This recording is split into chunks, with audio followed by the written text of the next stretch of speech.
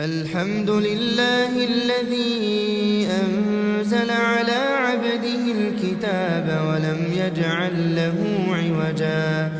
قيما لينذر بأسا شديدا من لدنه ويبشر المؤمنين الذين يعملون الصالحات أن لهم أجرا حسنا ماكثين فيه أبدا وينذر الذين قالوا اتخذ الله ولدا ما لهم به من علم ولا لآبائهم كبرت كلمة تخرج من أفواههم إن يقولون إلا كذبا فلعلك باخع نفسك على آثارهم إن لم يؤمنوا بهذا الحديث أسفا إنا جعلنا ما على الأرض زينة لها لنبلوهم أيهم أحسن عملا وإنا لجاعلون ما عليها صعيدا جرزا أم حسبت أن أصحاب الكهف والرقيم كانوا من آياتنا عجبا إذ أوى الفتية إلى الكهف فقالوا ربنا آتنا من لدنك رحمة وهيئ لنا من أمرنا رشدا فضربنا على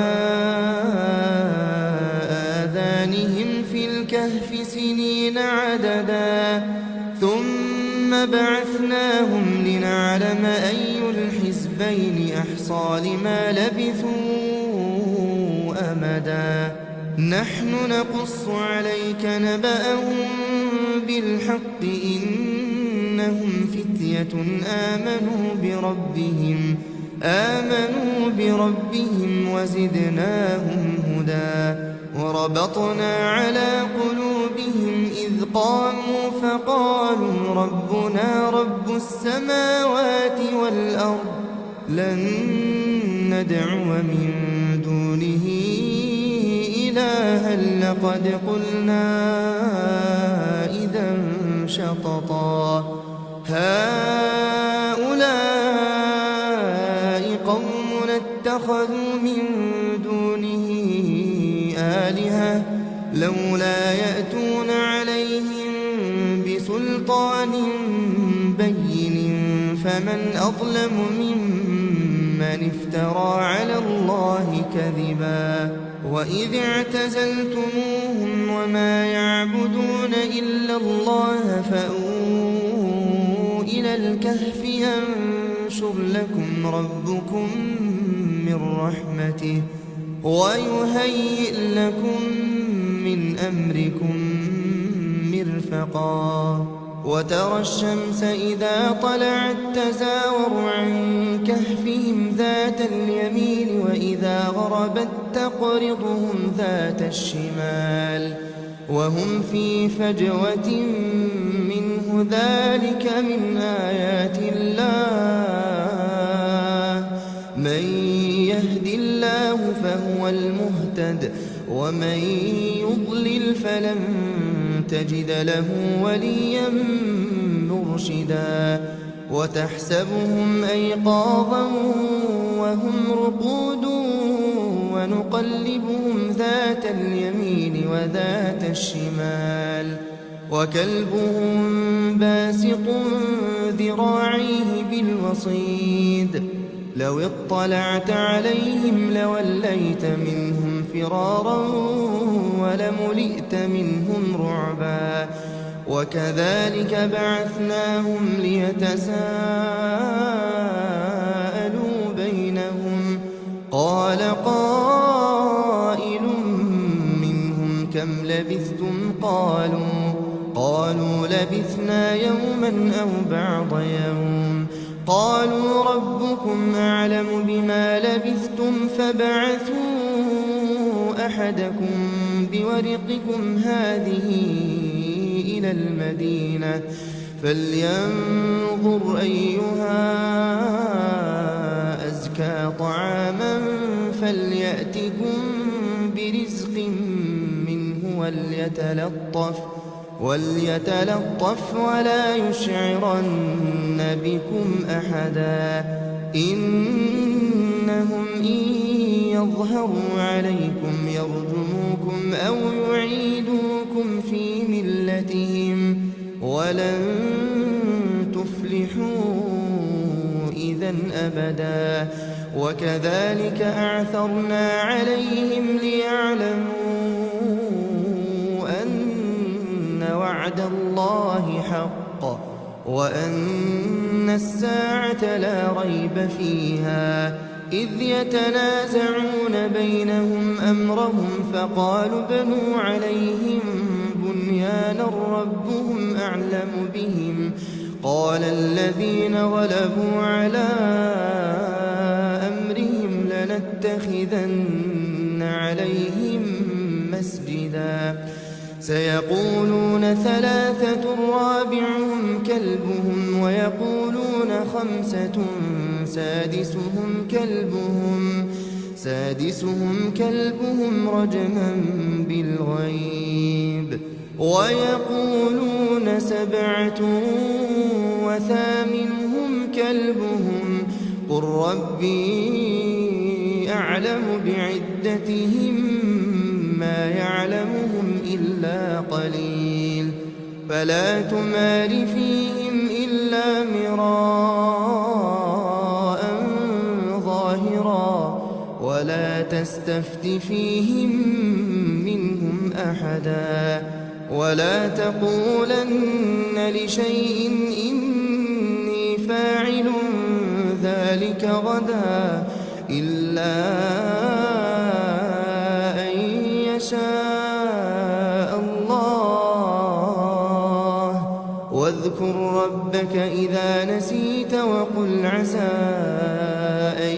يهديني ربي لأقرب من هذا رشدا ولبثوا في كهفهم 300 سنين وازدادوا 9 قل الله أعلم بما لبثوا له غيب السماوات والأرض أبصر به وأسمع ما لهم من دونه من ولي ولا يشرك في حكمه أحدا واتل ما أوحي إليك من كتاب ربك لا مبدل لكلماته ولن تجد من دونه ملتحدا واصبر نفسك مع الذين يدعون ربهم بالغداة والعشي يريدون وجهه ولا تعد عيناك عنهم تريد زينة الحياة الدنيا ولا تطع من أغفلنا قلبه عن ذكرنا واتبع هواه وكان أمره فرطا وقل الحق من ربكم فمن شاء فليؤمن ومن شاء فليكفر إنا أعتدنا للظالمين نارا أحاط بهم سرادقها وإن يستغيثوا يغاثوا بماء كالمهل يشوي الوجوه بئس الشراب وساءت مرتفقا إن الذين آمنوا وعملوا الصالحات إنا لا نضيع أجر من أحسن عملا أولئك لهم جنات عدن تجري من تحتهم الأنهار يحلون فيها من أساور من ذهب ويلبسون ثيابا خضرا من سندس وإستبرق متكئين فيها على الأرائك نعم الثواب وحسنت مرتفقا واضرب لهم مثلا الرجلين جعلنا لأحدهما جنتين من أعناب وحففناهما بنخل وجعلنا بينهما زرعا كلتا الجنتين آتت أكلها ولم تظلم منه شيئا وفجرنا خلالهما نهرا وكان له ثمر فقال لصاحبه وهو يحاوره أنا أكثر منك مالا وأعز نفرا ودخل جنته وهو ظالم لنفسه قال ما أظن أن تبيد هذه أبدا وما أظن الساعة قائمة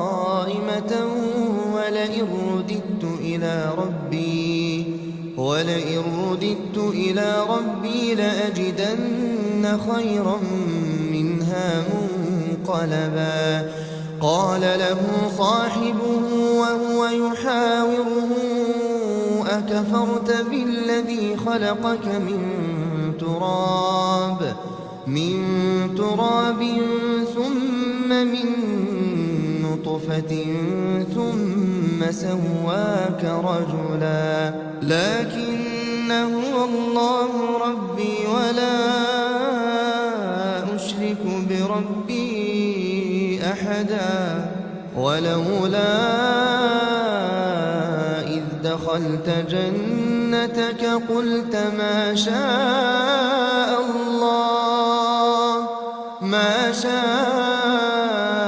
الله لا قوة إلا بالله إن ترني أنا أقل منك مالا وولدا فعسى ربي أن يؤتيني خيرا من جنتك ويرسل عليها حسبانا من السماء فتصبح صعيدا زلقا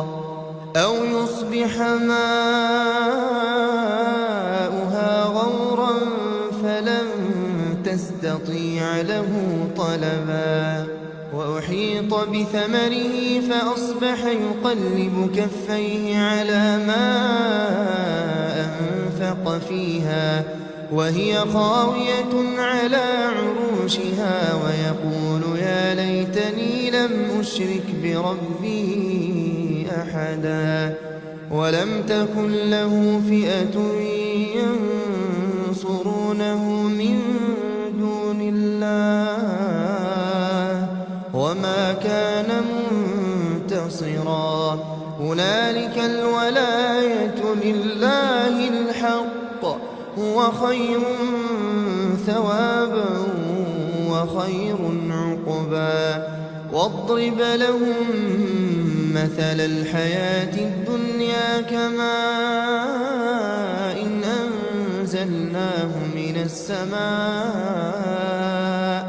فاختلط به نبات الأرض فأصبح هشيما تذروه الرياح وكان الله على كل شيء مقتدرا المال والبنون زينة الحياة الدنيا والباقيات الصالحات خير عند ربك ثوابا وخير أملا ويوم نسير الجبال وترى الأرض بارزة وحشرناهم فلم نغادر منهم أحدا وعرضوا على ربك صفا لقد جئتمونا كما خلقناكم أول مرة بل زعمتم أن لن نجعل لكم موعدا ووضع الكتاب فترى المجرمين مشفقين مما فيه ويقولون يا ويلتنا ما لهذا الكتاب لا يغادر صغيرة ولا كبيرة إلا أحصاها ووجدوا ما عملوا حاضرا ولا يظلم ربك أحدا وإذ قلنا للملائكة اسجدوا لآدم فسجدوا إلا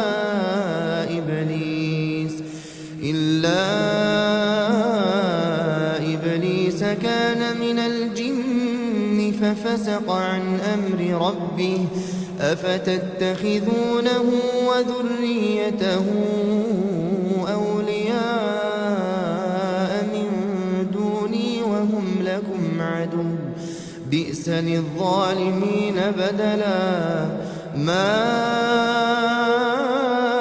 أشهدتهم خلق السماوات والأرض ولا خلق أنفسهم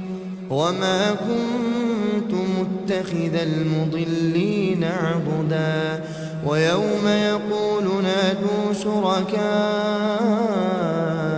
الذين زعمتم فدعوهم فلم يستجيبوا لهم وجعلنا بينهم موبقا ورأى المجرمون النار فظنوا أنهم مواقعوها ولم يجدوا عنها مصرفا ولقد صرفنا في هذا القرآن للناس من كل مثل وكان الإنسان أكثر شيء جدلا وما منع الناس أن يؤمنوا إذ جاءهم الهدى ويستغفروا ربهم إلا أن تأتيهم سنة الأولين أو يأتيهم العذاب قبلا وما نرسل المرسلين إلا مبشرين ومنذرين ويجادل الذين كفروا بالباطل ليدحضوا به الحق واتخذوا آياتي وما أنذروا هزوا ومن أظلم ممن ذكر بآيات ربه فأعرض عنها ونسي ما قدمت يداه إنا جعلنا على قلوبهم أكنة أن يفقهوه وفي آذانهم وقرا وإن تدعهم إلى الهدى فلن يهتدوا إذا أبدا وربك الغفور ذو الرحمة لو يؤاخذهم بما كسبوا لعجل لهم العذاب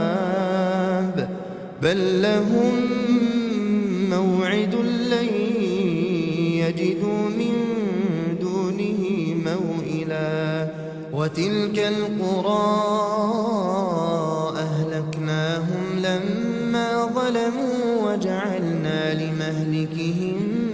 موعدا وإذ قال موسى لفتاه لا أبرح حتى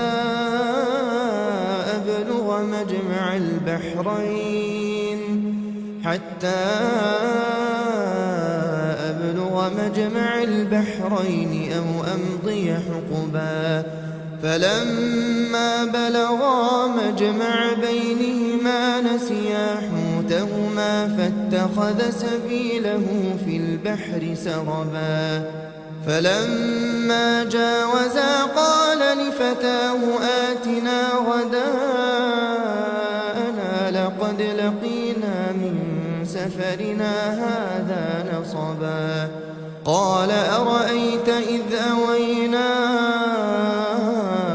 إلى الصخرة فإني نسيت الحوت وما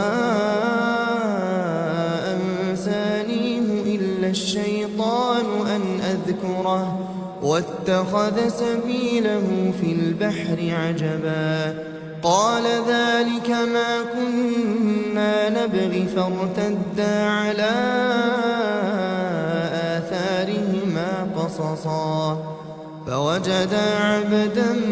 من عبادنا آتيناه رحمة من عندنا وعلمناه من لدنا علما قال له موسى هل أتبعك على أن تعلمني مما علمت رشدا قال إنك لن تستطيع معي صبرا وكيف تصبر على ما لم تحط به خبرا قال ستجدني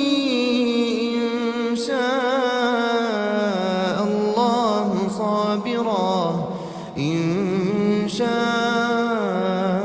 الله صابرا ولا أعصي لك أمرا قال فإن اتبعتني فلا تسألني عن شيء حتى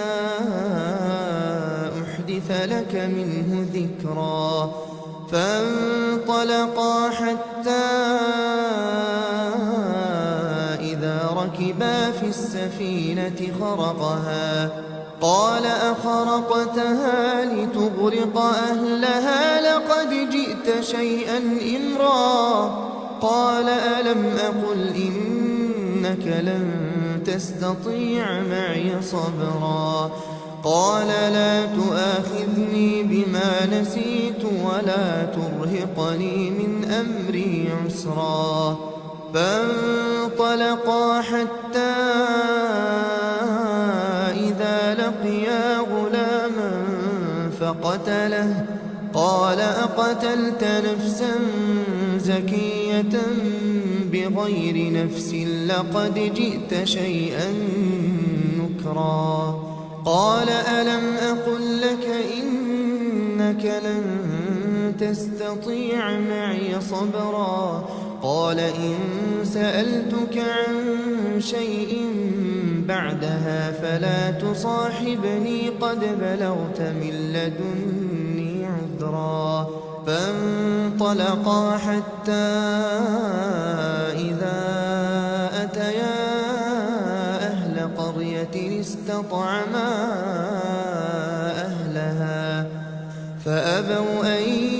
يضيفوهما فوجدا فيها جدارا يريد أن ينقض فأقامه قال لو شئت لاتخذت عليه أجرا قال هذا فراق بيني وبينك سأنبئك بتأويل ما لم تستطع عليه صبرا أما السفينة فكانت لمساكين يعملون في البحر فأردت أن أعيبها وكان وراءهم ملك يأخذ كل سفينة غصبا وأما الغلام فكان أبواه مؤمنين فخشينا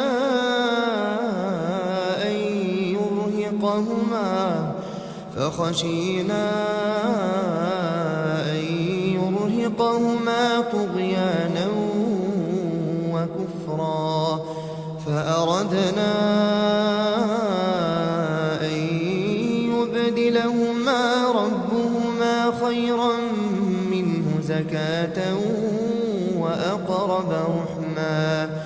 وأما الجدار فكان لغلامين يتيمين في المدينة وكان تحته كنز لهما وكان أبوهما صالحا فأراد ربك أن يبلغا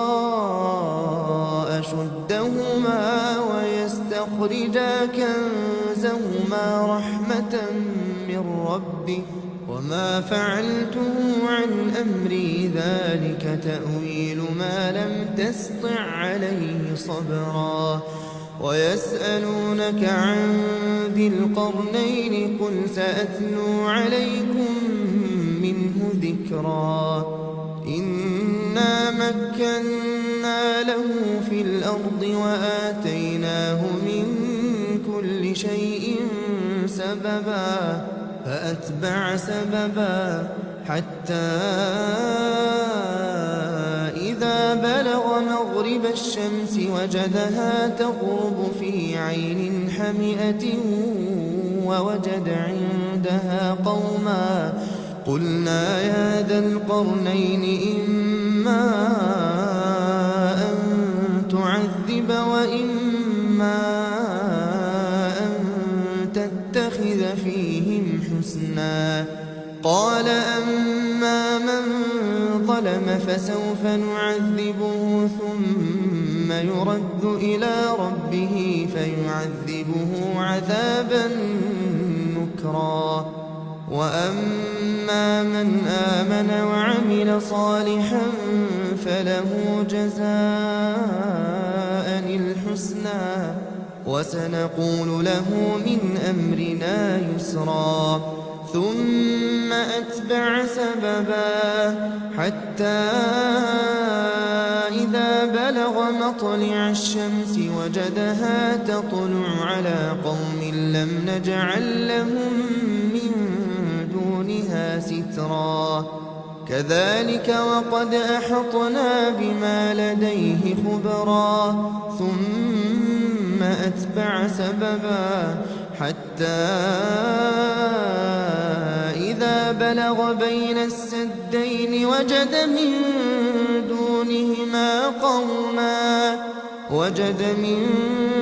دونهما قوما لا يكادون يفقهون قولا قالوا يا ذا القرنين إن يأجوج ومأجوج مفسدون في الأرض فهل نجعل لك خرجا على أن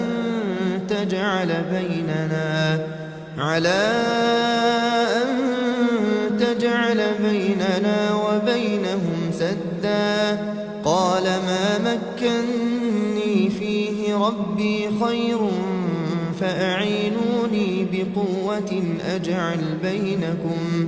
أجعل بينكم وبينهم ردما آتوني زبر الحديد حتى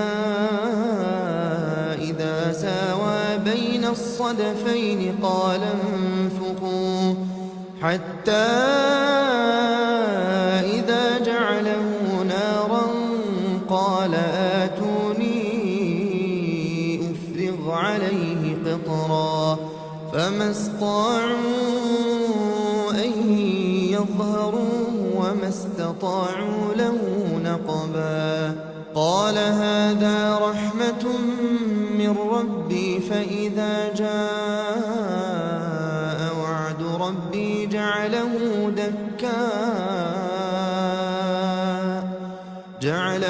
دكاء وكان وعد ربي حقا وتركنا بعضهم يومئذ يموج في بعض ونفخ في الصور فجمعناهم جمعا وعرضنا جهنم يومئذ للكافرين عرضا الذين كانت أعينهم في غطاء عن ذكري وكانوا لا يستطيعون سمعا أفحسب الذين كفروا أن يتخذوا عبادي من دوني أولياء إنا أعتدنا جهنم للكافرين ننبئكم بالأخسرين أعمالا الذين ضل سعيهم في الحياة الدنيا وهم يحسبون أنهم يحسنون صنعا أولئك الذين كفروا بآيات ربهم ولقائه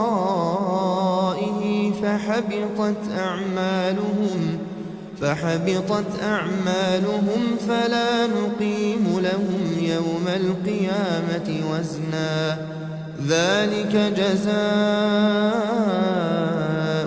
جهنم بما كفروا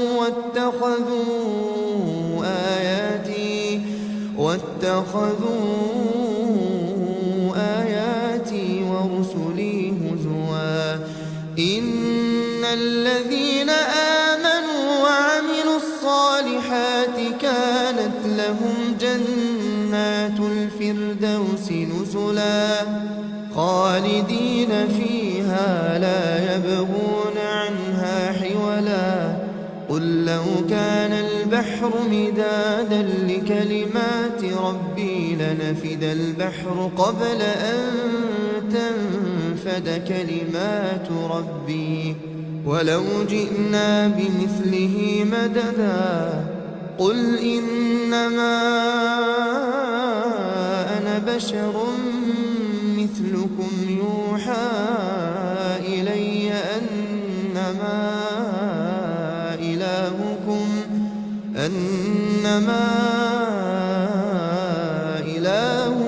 إله واحد فمن كان يرجو لقاء ربه فليعمل عملا صالحا ولا يشرك بعبادة ربه أحدا.